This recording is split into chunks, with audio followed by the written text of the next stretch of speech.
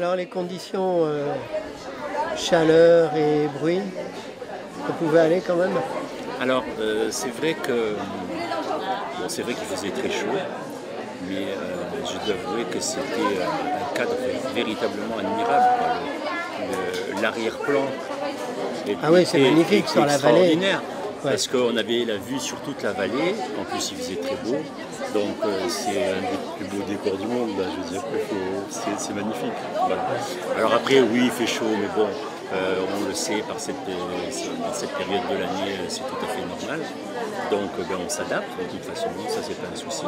Maintenant, c'est vrai que le fait de jouer en plein air, c'est pas tellement le fait de jouer en plein air qui est difficile.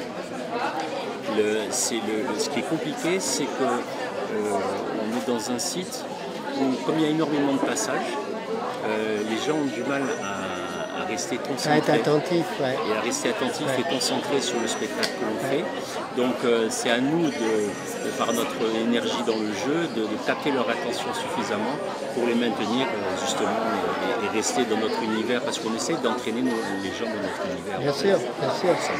Ben, comme le disait De Vos, il faut passer le mur. D'abord, il faut les emmener de l'autre côté. Bien sûr, bien sûr. Parce que c'est vrai que là,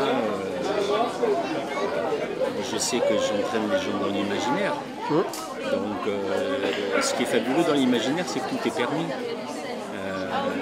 Dans mon sketch Carpe Diem, quand j'ai imaginé de rendre le passé, le présent, le futur comme des personnages à qui je pouvais m'adresser, parler, partager, ça m'a permis justement après de finaliser ce sketch-là et puis de le faire comme je voulais. Mais c'est grâce à la puissance de l'imaginaire qu'on peut faire ça, sinon on ne peut pas le faire. Bien sûr. Mais moi je trouve qu'on a la chance d'avoir une langue française qui est extraordinaire, qui est riche, qui est belle, qui a une capacité de définir avec une précision, mais alors vraiment presque chirurgicale, toutes les émotions, les sentiments, tout ce que l'on ressent d'une manière générale. Et c'est une de ses forces. Et je trouve que cette langue, elle est tellement belle qu'il faut tout faire pour la garder et pour la faire durer, quoi. Et moi, je sais que dans mon spectacle, j'ai voulu montrer qu'en fait, on pouvait faire sourire ou rire les gens, sans forcément être grossier ou vulgaire au-dessous de la ceinture. Et moi, ce que je trouve dommage, c'est qu'aujourd'hui, c'est un petit peu la tendance, quoi. Mais bon, moi je respecte parce que la force de l'humour, c'est qu'il y a mille et une facettes de l'humour et qu'il faut l'accepter. Et que suivant la personnalité des gens, il y a des gens qui sont plus réceptifs à un style d'humour. Et c'est pour ça qu'ils vont dire, moi j'adore Pierre Palmade, Muriel Robin, etc. Mais par contre j'adore tel sketch d'un tel et un tel. Bon, ok, d'accord. Mais je pense qu'il faut accepter l'idée que l'humour a plusieurs facettes et que il faut respecter ça. Moi, personnellement, je sais que j'ai énormément de respect et d'admiration pour Jean-Marie Bigard, parce qu'il a rempli le Stade de France. C'est pas donné à tout le monde et il fallait le faire, et il fallait oser, il fallait y aller, il fallait jouer, et il a fait, et bravo. Après, qu'on dise j'aime pas son style d'humour, c'est pas mon style d'humour préféré, etc. Ça c'est un autre aspect, et ce que je comprends très bien. Oui, et puis il y a des styles d'humour qui peuvent convenir dans ces très grands espaces, et d'autres pour lesquels il convient d'avoir quelque chose d'un peu plus feutré. Alors moi j'ai un avis plus nuancé par rapport à ça, parce que moi je dis que aussi bien au café-théâtre qu'au théâtre, qu'au cinéma, à chaque fois qu'on a des scénarios avec du texte vraiment qui est fort, qui est puissant, qui est beau, qui est noble, ça vous emporte. Et puis après, si les comédiens savent un peu faire leur boulot correctement, on arrive à transcender le texte. Moi, je suis désolé, mais quand on lit par exemple Pagnol, La gloire de mon père, Le château de ma mère, rien qu'en lisant, on entend les grillons, on sent la lavande, ils nous transportent. Donc moi je pense à la puissance du texte et de l'écrit. Et à partir de là, quand vous avez un scénario qui tient la route, vous pouvez mettre tous les acteurs que vous voulez, ça va très bien marcher. A contrario, il y a eu des exemples de films où on a mis des vedettes extrêmement connues, mais le scénario était tellement mauvais que ça a été un flop. Bah, ce qui prouve que le texte est là, le texte c'est tout, c'est la force du texte, elle est là. Ce dont se plaignent beaucoup de metteurs en scène, hein, c'est des scénarios qui tiennent la route. Très faible. Ce que disait soi-disant Gérard Houry, mais enfin, tellement de monde l'a répété, il y a 3 conditions pour faire un bon film. Une belle histoire, première condition. Deuxième histoire, une bonne histoire. Et troisième condition, une bonne histoire. C'est ça. Et, voilà. Et après, effectivement, on peut mettre à la limite n'importe quel acteur, le texte portera les acteurs. Vous savez, moi je crois beaucoup à la puissance du texte. Voilà. Je suis persuadé que quand il y a quelque chose de bien écrit, de valable, qui touche au sentiment noble de l'être humain, qui est relativement profond quand il faut, etc., c'est superbe, ça passe très bien. Et justement, ce qui se passe, c'est que en ce qui concerne l'humour, la palette de l'humour, elle est tellement vaste, il y a tellement de styles d'humour différents, que si les gens sont vraiment sincères dans leur démarche, qu'ils essayent de donner le meilleur d'eux-mêmes, et pour faire, en fait, pour partager. En fait, quand on crée un spectacle, qu'est-ce qu'on fait en fait? On dit aux gens je vous aime et aimez-moi, c'est ça que ça veut dire. Mais on partage parce qu'on est tous des êtres humains, on est tous dans la même galère, on vit tous les mêmes expériences, on vit tous les mêmes émotions et c'est bien de partager. Et moi je pense qu'avec l'humour, on a un impact plus fort qu'avec la tragédie. Avec l'humour, vous pouvez toucher les gens au niveau émotionnel, mais vous pouvez toucher les gens sur des problèmes de fond d'une manière marrante, mais très sérieuse. Voilà, moi, par exemple, dans mon sketch sur les religions, quand j'ai dit qu'avec les extrémistes religieux, aimer son prochain va certainement créer un précédent, les gens sourient, mais quand on étudie cette phrase-là, c'est dramatique. Parce que les extrémismes religieux, c'est catastrophique. Et les extrêmes, en règle générale, c'est catastrophique. Voilà. Donc, avec l'humour, on peut faire rire les gens et en même temps, leur faire toucher du doigt certaines choses ou insister sur certains aspects pour qu'il y ait une prise de conscience, qu'ils disent « Ah bah tiens, mais finalement, oui, il a raison, je devrais peut-être y penser, etc. » Et Molière l'avait bien compris. Quand on revoit les pièces de Molière, d'abord elles ne prennent pas une ride. Quand on revoit, par exemple, je sais pas, l'Avare il y a 500 ou 600 ans, il est le même aujourd'hui, c'est pareil. Tartuffe, pareil, etc. C'était un peu le chansonnier de l'époque. Tout à fait, tout à fait. Mais justement, on avait tendance des fois à parler des fous du roi. Mais les fous du roi avaient un rôle important. Bien sûr. Voilà. Et c'est vrai que c'était des gens qui savaient faire beaucoup de choses. Ils savaient jouer des instruments de musique, ils connaissaient la poésie, la littérature, mais ils savaient faire rire, ils savaient faire des boutades. Et puis ils en profitaient pour glisser au monarque certaines choses que le peuple disait, mais qu'on n'osait pas dire au roi. Et puis qu'on faisait une suggestion au roi en le faisant rire, en disant peut-être que le roi c'est un peu dans le même genre ce que disait De Gaulle, en disant si je veux être informé, je lis le Canard enchaîné. Bien sûr. On cache toujours à celui qui est en haut tout ce qui peut le chagriner. C'est ça qui est important. Et c'est vrai que l'humour, c'est tellement vaste, il y a tellement de formes d'humour différentes. C'est une force, c'est vraiment une force. Mais ce qu'il y a, c'est qu'il ne faut pas être méchant. Il ne faut pas être méchant. C'est-à-dire que vous pouvez faire de l'humour en étant profondément humain, profondément tolérant, en aimant les gens, en les respectant, mais en mettant en avant certaines choses pour que les gens réfléchissent et disent tiens, c'est vrai. Si on arrive à apporter de la joie et du bonheur au moment où on joue aux gens, c'est notre plus beau cadeau, parce que c'est fabuleux. Mais si après coup, les gens, en relisant nos textes, ils en tirent profit dans leur vie de tous les jours, c'est le summum, ça c'est le Graal. Et vous tournez un peu partout? Alors oui, là c'est mon nouveau spectacle, parce que c'est mon deuxième spectacle. Et là je suis en train de commencer à le roder, parce que c'était la troisième fois que je le jouais. Je l'avais joué à Nice et à Mandelieu. Puis là j'ai eu l'opportunité d'être choisi par Christine Bernard pour le jouer ici.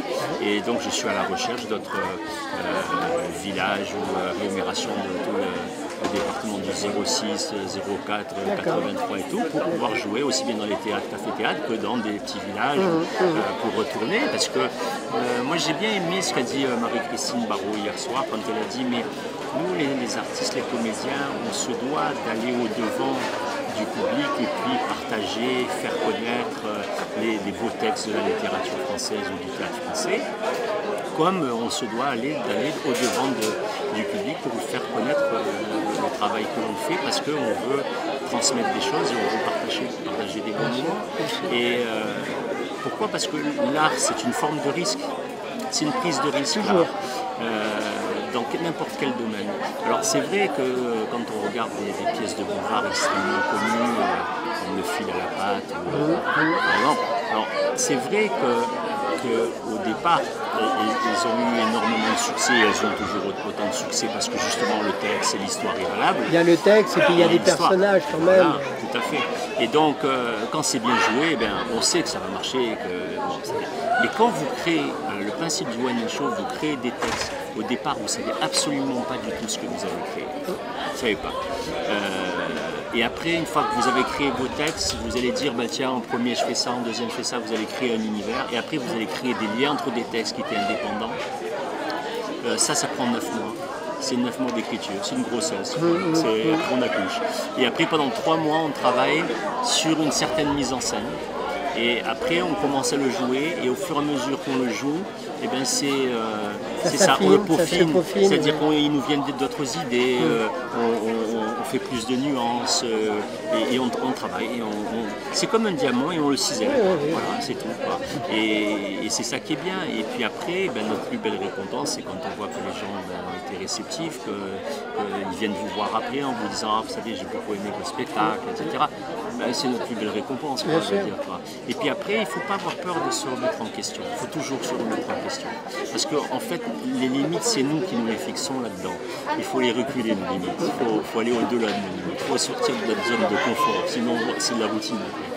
Donc il faut oser. Oui, et puis être à l'écoute justement de ce que dit le public, l'écouter. Bien sûr. Parce que c'est vrai que ça s'écoute aussi. Bien sûr, tout à fait. Mais c'est ça qui est bien. C'est ça qui est bien parce qu'il y a un échange. Et moi, ce que je trouve particulièrement bien, c'est justement dans des festivals comme ça, c'est que justement on est au contact du public. Et parfois, c'est pas un public qui est spécialement pendant l'année à aller régulièrement au théâtre, etc. Mais comme on vient vers lui, qu'on veut partager quelque chose, et lui il dit je fais l'effort de venir, puis après il y a une communion qui se fait, et puis finalement c'est très bien.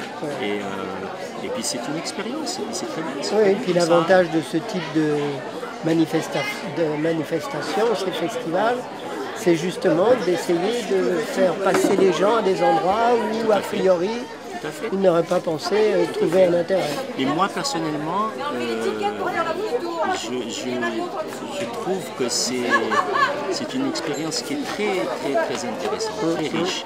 Et c'est pour ça que moi, si il y a d'autres villes et villages du département, que ce soit dans le 06, 04, 83, qui font le même genre de choses, moi je sais que j'aurais beaucoup de plaisir à aller jouer encore dans d'autres villages, dans d'autres festivals, parce qu'il y a une ambiance particulière. Moi je trouve qu'il y a une ambiance très saine. On sent beaucoup de simplicité, beaucoup de complicité. Oui, et puis pas d'a priori. Voilà, pas d'a priori, pas de chichi, personne se la joue. Et ça c'est bien. Ça, c'est bien. Bon, après, maintenant, c'est comme tout, on ne peut pas plaire à tout le monde. C'est la vie, c'est comme ça. Dans n'importe quel métier, d'ailleurs, on ne peut pas plaire à tout le monde. Oui, mais justement, si déjà, il y a 80% des gens qui adhèrent et qui vous disent, attendez, franchement, c'est bien ce que vous faites, persévérer, continuer, c'est le plus beau cadeau. Je veux dire après, on va se coucher et à la fin de la journée, en disant, bon, ça va, j'ai fait ma BA. J'ai donné un petit peu de bonheur aux gens, puis voilà, quoi. C'est bien, quoi. Mais en fait, c'est les vases communicants, parce qu'on donne de la gaieté et du bonheur aux gens, mais on en reçoit beaucoup aussi. Donc moi je suis très reconnaissant chaque fois auprès de mon public. C'est l'échange.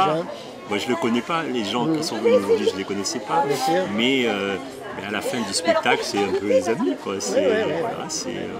J'étais heureux de partager ce moment-là et puis on espère qu'ils ont aimé le partager aussi. Mais c'est ça qui est bien. Et puis il faut se lancer des défis, il faut vraiment se lancer des défis, il ne faut pas avoir peur. C'est la seule façon d'avancer. Oui. D'ailleurs, il y a une belle phrase de Sénèque que j'aime beaucoup. D'ailleurs, les jeunes qui n'ont pas lu Lettres à Lucius, il faut qu'ils lisent ça parce que c'est merveilleux.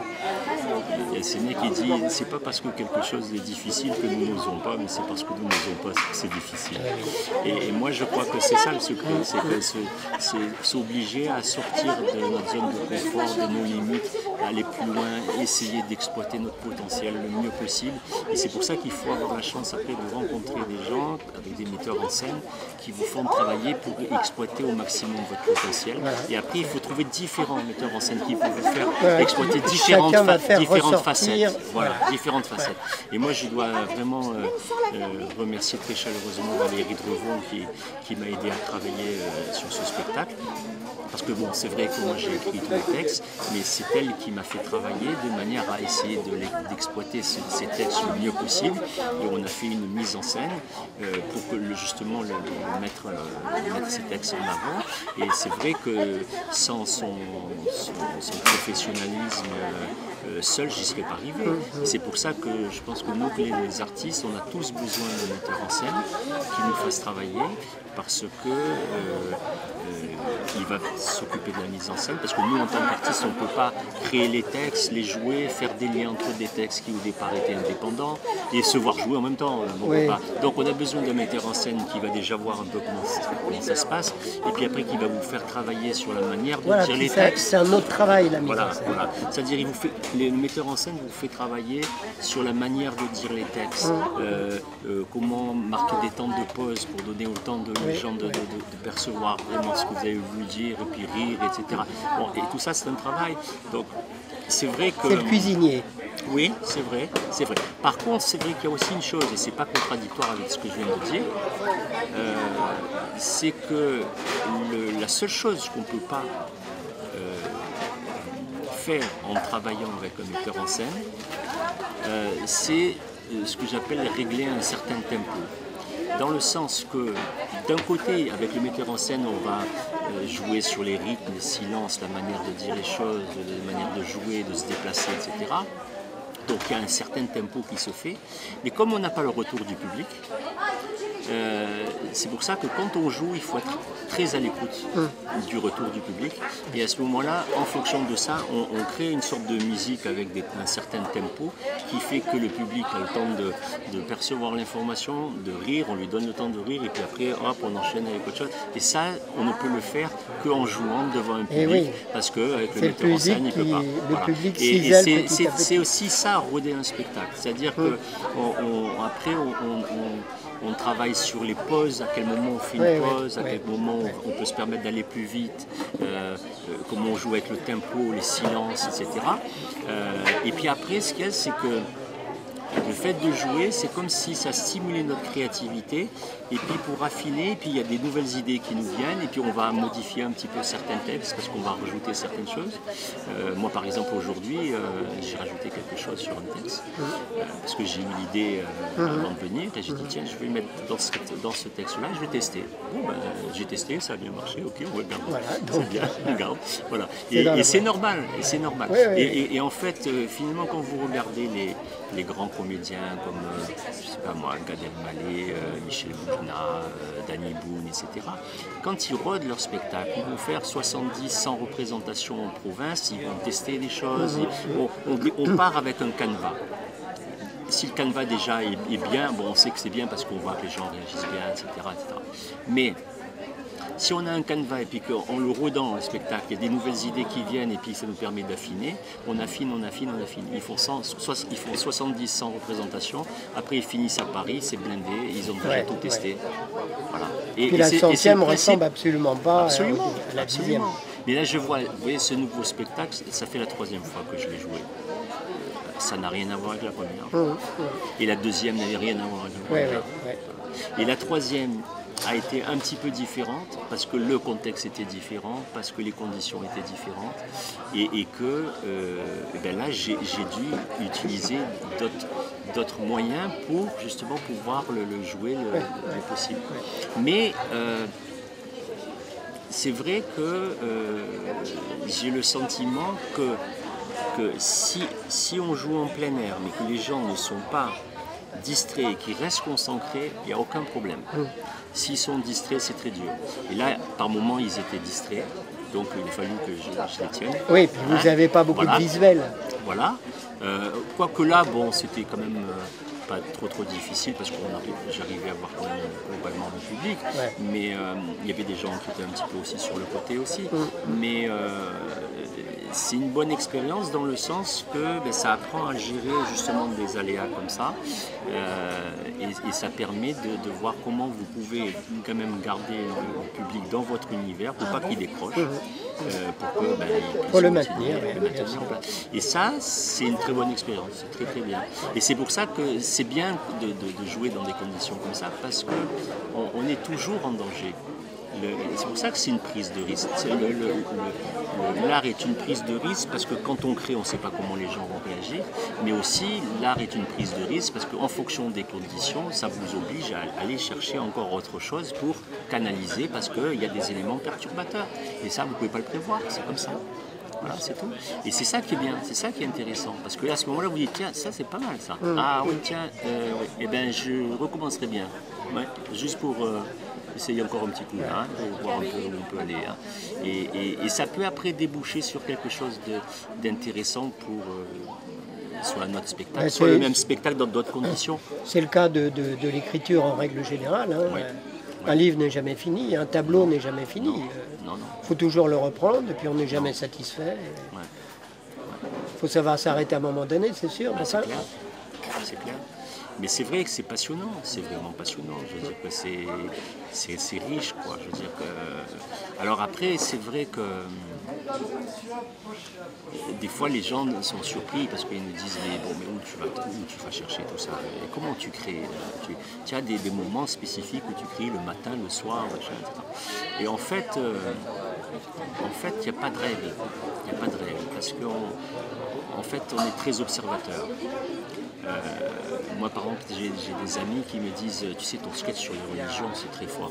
Je veux dire, parce que là, tu marchais sur des œufs.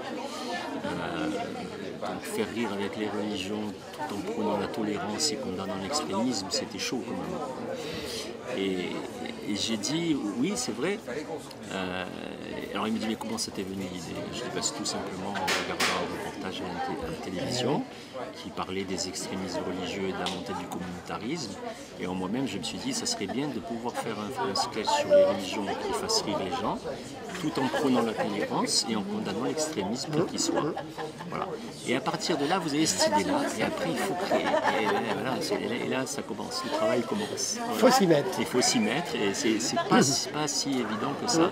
Et dans le même ordre d'idées, quand j'ai créé le sketch Carpe Diem sur le temps,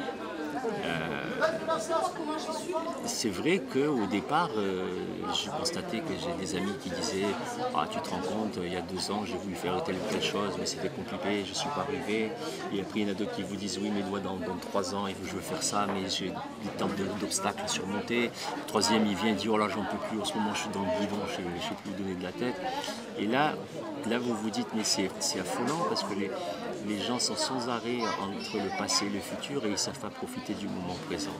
Donc l'idée de départ c'était comment je peux faire un sketch pour démontrer aux gens qu'il faut vraiment qu'ils profitent et qu'ils vivent intensément le moment présent.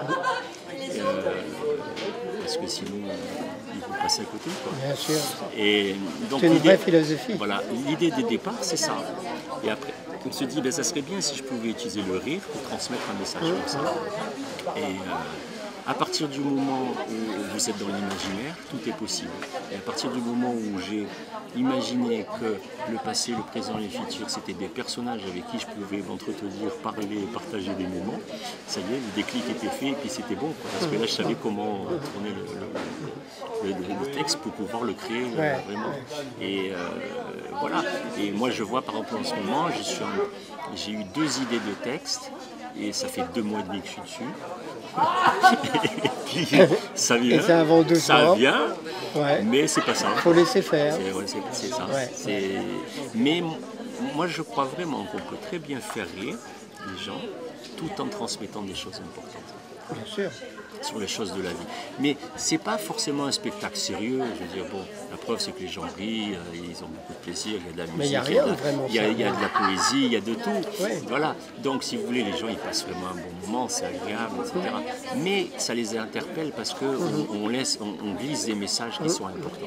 Et à partir du moment où vous glissez des messages importants, eh ben, c'est ce que faisait Molière, et vous dites, bon, ben, si j'arrive à transmettre quelque chose et que ça peut aider à avancer, bon, ben, pourquoi pas, à notre petit niveau, parce que bon, nous, qu'est-ce qu'on est, on n'est pas grand-chose, mais on a la force du saltimbanque, on a la force du fou du roi, on a la force de... Mais tout se fait comme ça, à partir du moment où des actions existent à tous les niveaux. Bon, bah, bientôt dans une petite ville alors. Dans une autre ville, je veux dire. Moi j'aimerais. D'ailleurs, moi je sais pas, si vous avez des contacts, vous, avec des mairies, des municipalités, etc. À la limite, on se téléphone dans la semaine et puis on essaie de voir. Pourquoi pas, avec plaisir. Avec plaisir. Parce que c'est comme ça que les choses se font. Vous savez, c'est le bouche à oreille. C'est le bouche à oreille. Parce qu'à partir du moment où, moi je vois même Bernard, c'est vraiment à tout hasard que j'ai appris qu'il y avait un festival à Ouerbo, parce que c'est ma metteur en scène qui m'a envoyé un mail, il m'a dit écoute, regarde, j'ai vu qu'il y avait un festival de théâtre à Ouerbo, va voir le site, regarde. Donc là il y avait les coordonnées de Christine Bernard, donc je l'ai appelé. Et je lui ai dit, voilà, je fais un one-man show, etc. Et est-ce que je peux participer à votre festival de théâtre? Il m'a dit, écoutez, moi j'ai...